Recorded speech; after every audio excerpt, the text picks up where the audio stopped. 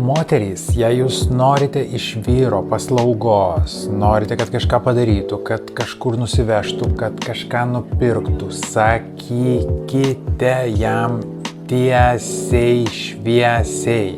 Jei kažką jisai sako ir jūs nenorit, kad taip sakytų, jei jūs jaučiatės kažkaip ir jam bandot parodyti netiesiogiai, tai nustokit daryti šitas nesąmonės ir pasakykit vyrui tiesiai, šviesiai, nes vyrai nesupranta. Nes moteris kartais nori, kad vyras tik išklausytų, tik būtų psichologas, o kitą kartą nori moteris, kad kažką vyras sakytų ir padarytų, duotų sprendimą, kažkokį rezultatą. Pasakykit tiesiai, šviesiai, ko norit. Mielasis, aš noriu, kad tu tik tai išklausytum ir nieko nedarytum. Ir Arba mielasis, man reikia įsukti ten lemputę ir va taip anaip. Ar reikia nuvažiuoti padaryti tą ir man reikia tą ir tą ir tą. Viskas.